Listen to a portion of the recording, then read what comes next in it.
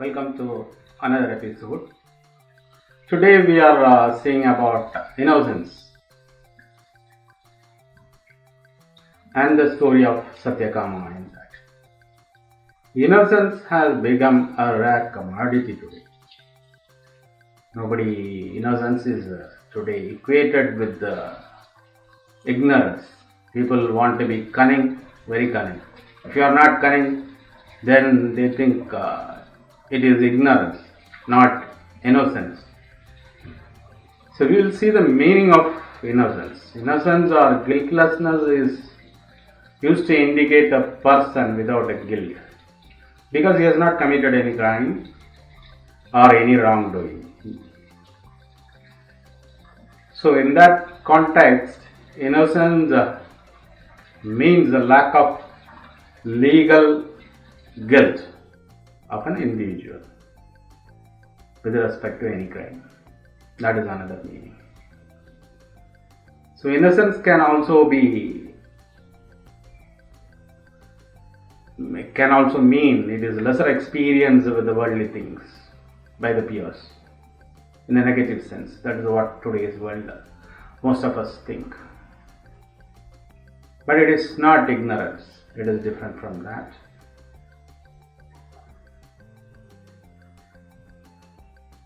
So the actual etymologies from negation prefix in the Latin nocere, evil or guilty. Innocence means not evil or not guilty.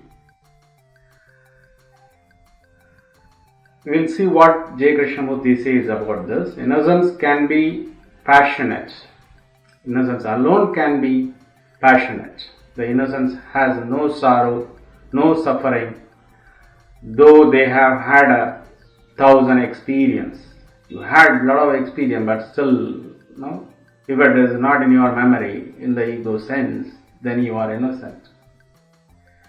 It is not experiences that corrupt the mind, but what they leave behind. The residue, the scars, the memories, they are not there.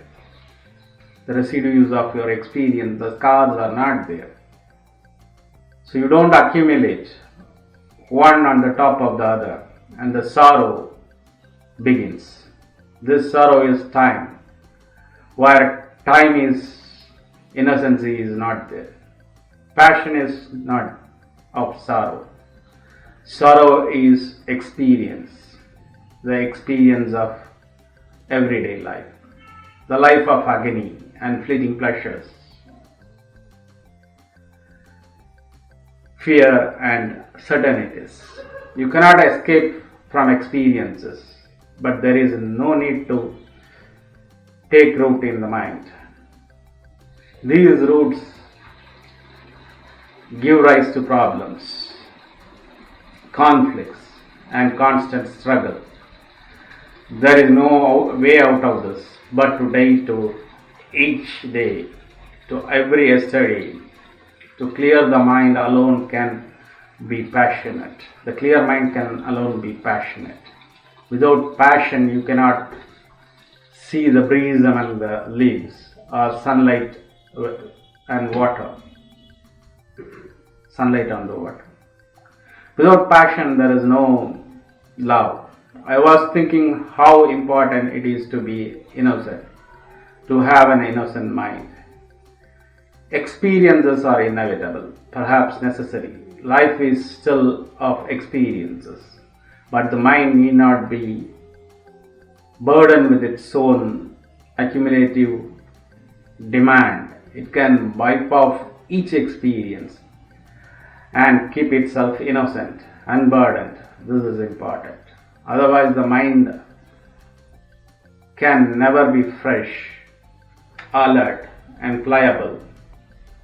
The how to keep the mind pliable is not the problem. The how is the search for a method, and method can never make the mind innocent. It can make it methodical, but never innocent, creative. You need an innocent mind, a fresh mind, a mind which is not cluttered with the known. An innocent mind is a mind which functions in the unknown, and dying to the known is the door to the unknown. The unknown is not measurable by the known. Time cannot measure the timeless eternal. The immensity which has no beginning and no end, but our minds are bound to the yardstick of yesterday, today and tomorrow. With that yardstick, we try to inquire into the unknown, to measure that which is not measurable. And when we try to measure something which is not measurable, we are only caught in the words. So it is only a mind that has listened to and understood the challenge of death. It is only such a mind that can die to its own miseries and therefore be in a state of innocence. And from that state of innocency, there is a totally different action altogether. Such an action is always in the present. It is the active present. Only the mind that lives completely in the silence of the active present is open to receive the unknowable. And it is such a mind that can bring about a new world, because such a mind is in a state of creation. So that is J. Krishnamurti's interpretation of innocence. Now we will see the story of Satyakama. Satyakama was a very inquiring child. He did not believe in anything unless he had experienced it personally. He became a young man. He must have been near about 12 years of age when he asked his mother, "Now the prince of the kingdom has gone to forest to join the sages. He is of my age. I also want to go. I want to learn what all this is about." That is what he told his mother. The mother said, "It is very difficult, Satyakama, but I know you are a born seeker. I was afraid one day you will ask me this question to send you to a master, but I am a poor woman. But that is not a big problem. The difficulty is that when I was young, I served as maid servant in many households. I was not poor.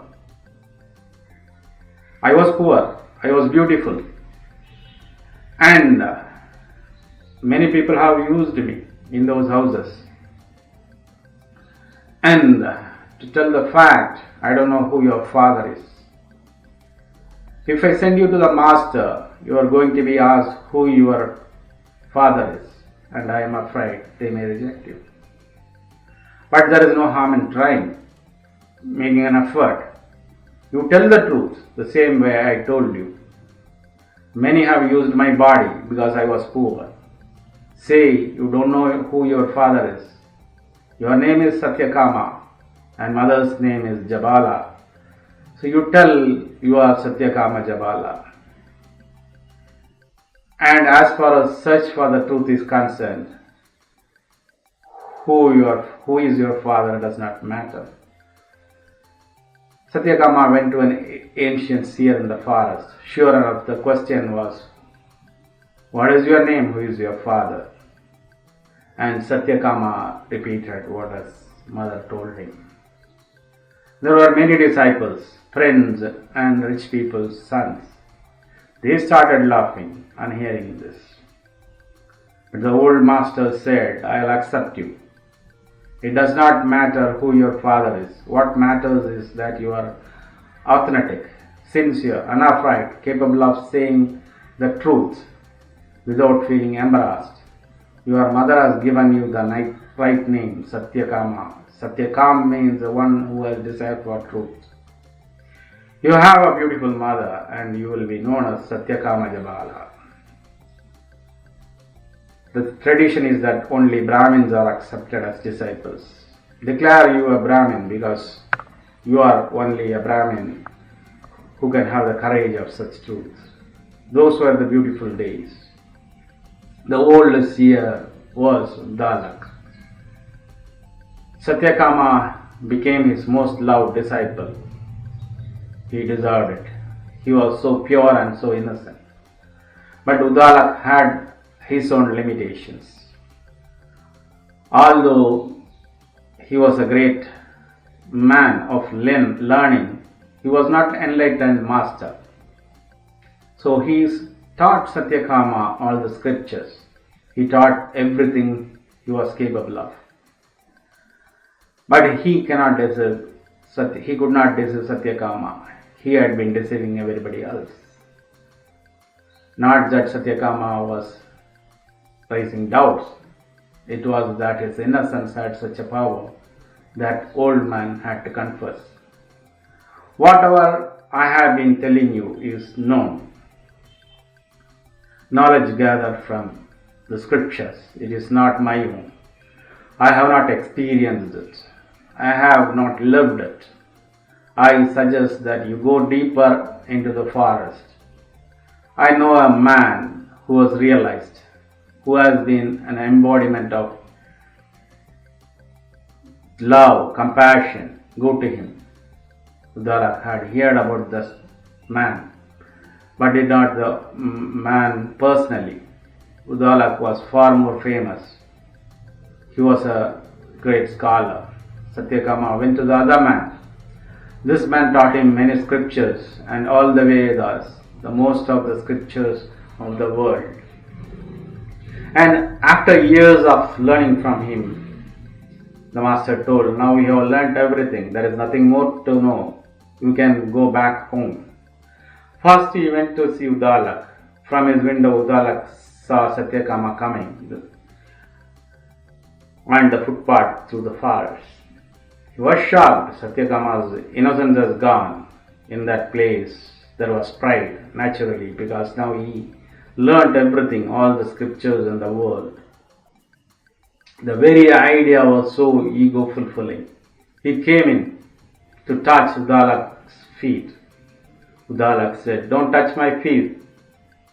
First, I want to know where you have lost the innocence. It seems that I have sent you to the wrong man. Satyakama said, to the wrong man? He has taught me everything. That is worth knowing. Udalak said, before you touch my feet, I would like to ask you, have you experienced anything? Or is it information? Has any transformation happened? Can you tell that whatever you know is your own knowledge, your own understanding? Satyakama said, no, I cannot say that. What I know is what is written in the scriptures. I have not experienced anything. Udalak said, then go back. Now go to another person I have come to know about while you are gone. Unless you have experienced, don't come back. You have come here not more than what I sent you, but less. You have lost something of immense value. And what you call knowledge, if it is borrowed, it only covers your ignorance. It does not make you knowledgeable, a knower. Go to this man and tell him that you have not come for more information, but to know the truth about God, about love. Tell him you have come to know the truth, to know the love, to know the God. Tell him if you can fulfill the promise, then only I will spend my time. Otherwise, I will find another master. Satyakama said exactly this. He went to the new master and said exactly what his Udalak told him, his master Udalak told him. The master was sitting under a tree with a few of his disciples. After listening to this request, he said, it is possible, but you are asking for something which is very difficult. There are so many disciples here. They all want more knowledge. They want to know about. And if you insist that you are not interested in information, then you are ready to do anything. Your devotion to the truth is total. Then I will find a way for you. Satyakama said, I am ready to sacrifice my life. But I cannot go without knowing the truth. Neither can I go to the teacher, nor can I go to the mother, who has given me the name Satyakama. And the teacher accepted him, without knowing whether I was a Brahmin or just on simple grounds that I was truthful. Tell me what has to be done. The master said, there are cows here. Go deep into the forest, as deep as possible, and don't come back again. Don't come back again until it is 1,000 cows. Don't have any contact with human beings. The purpose is that you will forget the languages, words. Live with the cows, talk to the cows, play with them, flute, dance, but no words. When the cows have grown to 1,000, come back. The other disciples could not believe what their master was saying, because there were only a few dozen cows.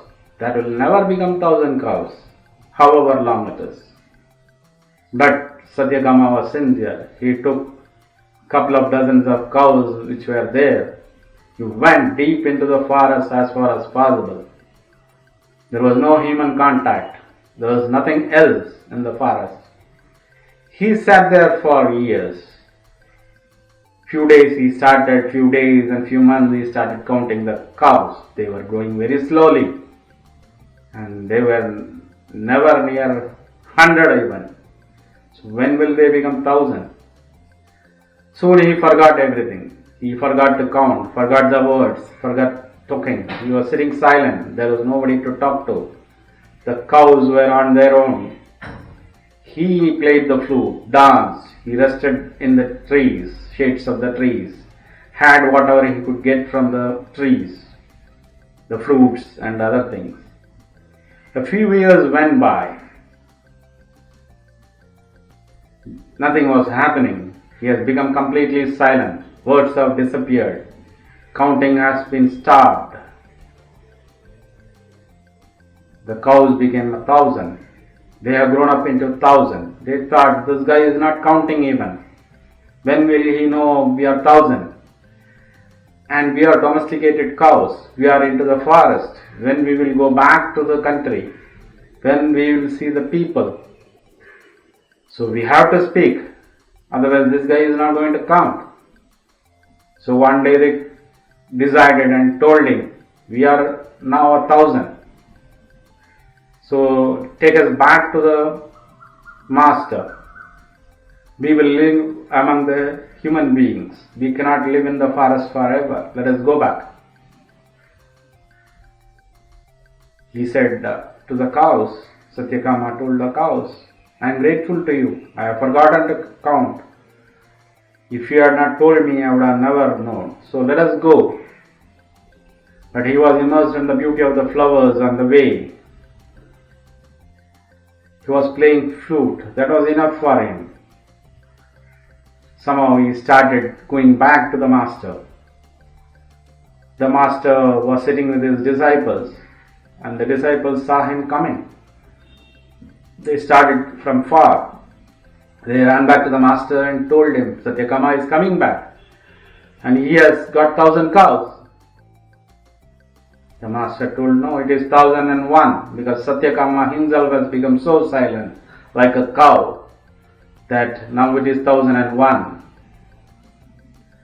The master told Satyakama, you have come out. Now you have to go to the other master. You have understood. You have realized the truth. You have been enlightened. So nothing, no more teaching. Go to the other master who has sent you here. He must be an old man. And go to your mother. She must be waiting. So when Satyakama came back to Uttalak, his first master,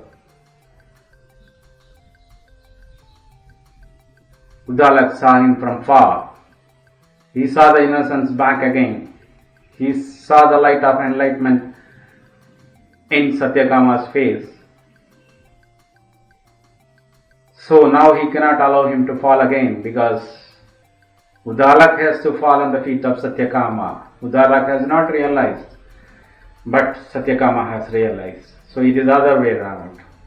So he ran out of the house. He told his wife, when Satyakama comes and tell him the master has run away. He is going to die. And tell him that your master died, remembering you. So Satyakama could not meet Udalak. Udalak was no more. Satyakama went back home. Mother had been waiting for him. She was very old. And she said, "You have proved, Satyakama, the truth is always victorious. And you have proved that Brahmin is not born. A Brahmin is a quality to be achieved. Everybody by birth is Sudra, because everybody's birth is same. One has to prove by purifying himself, by crystallizing himself, by becoming centered and enlightened, that he is Brahmin. Just to be born into the family of a Brahmin does not mean you are a Brahmin." So that is the great words, the words of innocence. With this, we will end this episode. Stay with me for another episode. Thank you.